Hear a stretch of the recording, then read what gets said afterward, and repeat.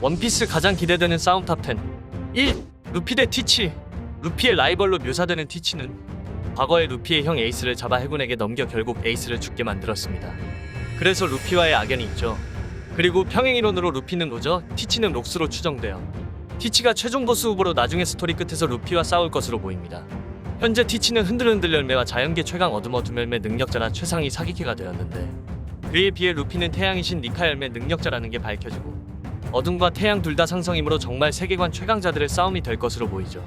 루피 대 티치는 그야말로 나루토와 사스케 버금가는 퀄리티와 싸움을 보여줄 것 같아 독자들에게 매우 큰 기대를 안고 있습니다. 현재 와노쿠니 편 애니만 봐도 퀄리티가 매우 높아진 것으로 보이는데, 이 퀄리티를 계속 유지하면 이번에 티치와 루피의 싸움도 애니 역사에 길이 남을 것으로 보이죠. 2. 루피 대 이무.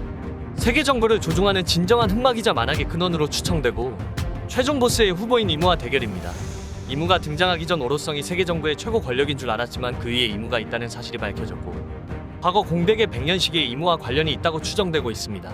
꼭대기에 올라가서 루피, 티치, 비비, 시라오시 등등 세계의 사건이나 이슈 등을 알고 위에서 조종하고 있는 듯한 모습을 보여주었습니다. 세계 정부에 납입하는 천상금을 내는 루루시아 왕국이 혁명군에게 빼앗기자 이무가 지도상의 붓으로 루루시아 왕국에 X 표시를 하자 루루시아 왕국 상공에 먹구름이 들이우며 하늘에서 광선 여럿이 내리더니 거대한 폭발이 일어나 왕국 모든 사람들과 건물들이 섬째로 소멸당했습니다. 충격적이게 희망하는 최강으로 보이죠. 루피 일행은 공백의 100년을 알고 세계 정부와 싸움을 걸어올 것인데, 과연 루피 대 이무 어떻게 싸울지 정말 기대가 됩니다. 3. 샹크스 대 티치. 샹크스는 과거 티치에게 얼굴 흉터를 입었습니다. 흰수염 해적단의 두 번째 대장 에이스가 티치를 잡으러 갔을 적에 샹크스는 흰수염에게 직접 찾아가 에이스를 저지해달라고 부탁했죠. 그러면서 이유를 설명했는데 자신의 흉터를 가리키면서 티치에게 당했다면서 자신은 방심 따위도 안 했는데, 이런 흉터를 남긴 사람은 티치 그가 처음이라고 했죠. 물론 해수겜을 빼고. 무슨 말인지 알겠냐며 티치는 강하다며 미래를 아는 듯이 에이스를 저지했습니다. 이렇게 티치와의 악연은 과거부터 있었던 것으로 보이며 정상전쟁에서 다시 티치와의 인연이 또 시작되었습니다.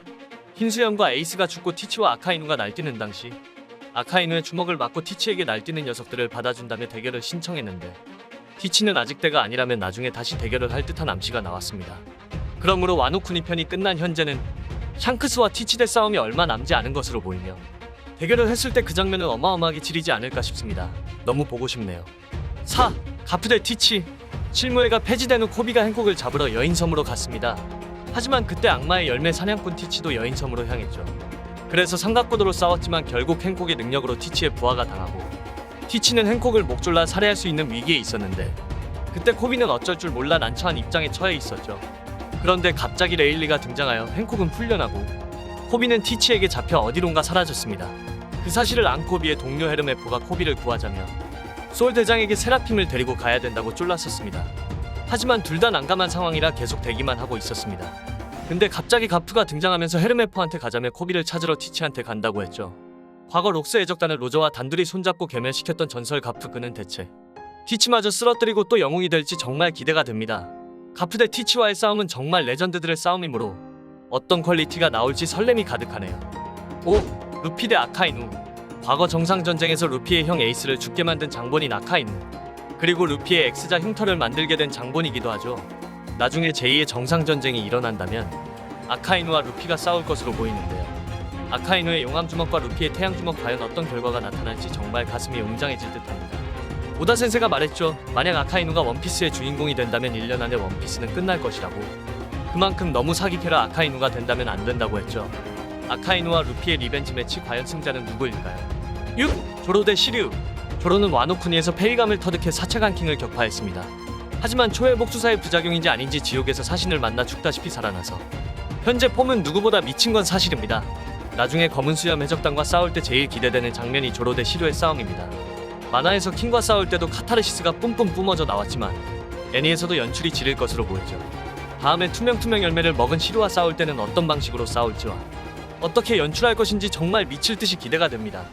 과거 루피가 거의 실버 시절 때 시류는 마젤란과 같이 다이아급이었는데 그 경험치 차이만으로도 엄청나고, 시류는 현재 검은 수염 해적단에 들어가 더욱더 실력을 쌓았을 것이므로 과연 조로와 대결에서는 어떤 기술과 어떤 전투력을 보여줄지 얼른 그 장면이 나왔으면 좋겠네요. 만약 시류가 미호크를 격파하고 조로랑 대결하는 구도가 나오면 조로 대 시류가 마지막 거무들의 싸움 장면일 수도 있다고 생각이 드네요. 7. 조로 대 오로성 간디. 현재 세계정부 중간급 통치자 오로성 간디는 말이 좋아해서 등장할 때마다 검을 가지고 있는 모습을 보여주었습니다. 오로성이 가지고 있는 검이 2대 귀철이나 3대 귀철과 생긴 게 비슷한 관계로 이것이 초대 귀철이라고 추정하고 있습니다. 초대 귀철이라는 증거 중 하나로 십자가 코등이가 다른 귀철들의 코등이와 유사하다는 점입니다. 후속작으로 명검 2대 귀철과 예검 3대 귀철이 존재하는 게 나왔는데 후대로 내려갈수록 기술이 발전은커녕 퇴화되는지 검 등급이 자꾸 내려가는데 주인에게 악영향을 미치는 요검의 특성상 정성을 높이기 위해 후대로 갈수록 등급을 의도적으로 낮추어 제작했을 가능성이 있습니다. 와노쿠니 편에서 등장한 엠마가 무장색을 빨아들여 출력을 무식하게 높이는 요검이니 초대 귀철도 엠마와 비견될 수준의 위험한 검인 듯하죠. 그리고 초대 귀철 소유자 간디는 미호크보다 더 오래 산 인물로 보이며 미호크가 세계 최강 이검사 타이틀을 얻기 전 저 오로성 간디가 그 전 최초검으로 보이는데 아마도 세계정부와 밀짚모자 일당이 싸울 때 조로와 오로성 간디가 매치가 돼요. 또 하나의 명장면이 나올 것으로 보입니다. 과연 그의 정체는 무엇일까요? 조로와 싸울 때 피지컬이 어떨지 리얼 기대가 됩니다. 8. 상디 대 키자루. 상디는 와노쿠니에서 퀸과의 전투 후 갑자기 뜬금포로 각성이 돼요. 현재 추정으로는 루나리아족의 혈통인자가 발현되어 최강의 방어력과 스피드를 얻게 되었으며 인간인데도 불꽃이 피어나는 원리도 알게 되었습니다. 그러므로 최강의 방어력이어서 키자루의 빔 따위는 충분히 튕겨낼 것으로 보이죠. 그리고 스피드적으로 최고인 키자루와 비슷한 속도가 되었을 것이고 탱킹에다 푸른색의 불꽃으로 공격력 또한 키자루의 빔과 맞먹을 듯합니다. 키자루는 과거 샤본디 제도에서 골디 로저의 부선장과 잠깐 대결을 펼쳤었는데 키자루가 팔찌경으로 루피 일행들을 공격하려고 했지만 레일리가 그때 검을 사용해 키자루의 얼굴에 흠집을 냈습니다. 하지만 그것 말고는 다른 피해를 입지 않았기에 키자루도 레일리 상대로 버틸 수 있을 만큼 실력은 매우 막강합니다. 과거 늙어빠진 흰수염 상대로 여러 번 데미지를 입혔고 1번대 대장 마르코 상대로도 데미지를 많이 입혔죠. 과연 키자루 대 상디 어떤 활약을 보여줄지 정말 기대가 되네요.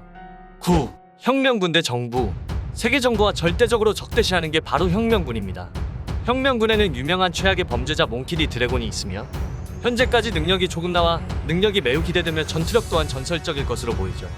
혁명군에는 호르몬 능력자인 이반코프도 매우 강한 전투력을 소유했고 과거 상디의 스승이었죠. 상디를 강하게 만들어준 것과 요리 레시피를 알려준 것 또한 많은 경험치가 있는 것으로 보이죠. 그리고 혁명군 넘버2 사보도 드래곤에게 무술을 배운 것으로 보이며 드레스로자에서 사보는 지리게 강해 그나마 에이스보다 쉽게 안 죽을 것으로 보였습니다. 혁명군 몽키디 드래곤은 현재 떡밥으로 과거 해군 대장이었다가 자신의 정의에 안 맞아서 나온 것이라고 추정을 하고 있습니다. 그만큼 해군 대장만큼 강한 것으로 보이며 정부와 싸울 때 이모욱은 오로성과 대결할 것으로 보입니다. 아니면 신의 기사단과 싸우거나 CP0와 싸울 가능성도 높죠. 아무튼 몽키디 드래곤의 전투력이 현재까지는 제대로 나온 게 없어서 더욱더 기대가 되는 건 사실입니다. 그리고 혁명군 군대장들이 있으며 잠깐 맛깔나게 등장해 아쉬움이 컸었는데 나중에 정부와의 싸움에서 군대장들의 전투 실력과 활약을 볼 수 있으므로 이 싸움 또한 매우 재밌을 것으로 보이죠. 과연 몽키디 드래곤의 싸움 어떻게 연출을 할 것이며 혁명군 대장답게 그의 강함을 어떻게 표현할지 누구보다도 더 매우 기대하고 있는 캐릭터이죠. 10. 미호크 대 조로. 조로는 밀짚모자 일당의 부선장이자 세계 최강의 검사를 목표로 나아가는 인물입니다. 그런데 과거 초창기 시절 때 메이눈과 한탕 붙다가 그냥 개같이 패배하고 질질 짜면서 미호크를 이기고 대검호가 되는 날까지 절대로 두 번 다시 지지 않는다고 했죠. 하지만 샤본디 제도에서 키자루와 쿠마에게 당해 매우 굴욕적으로 미호크의 섬으로 보내졌습니다.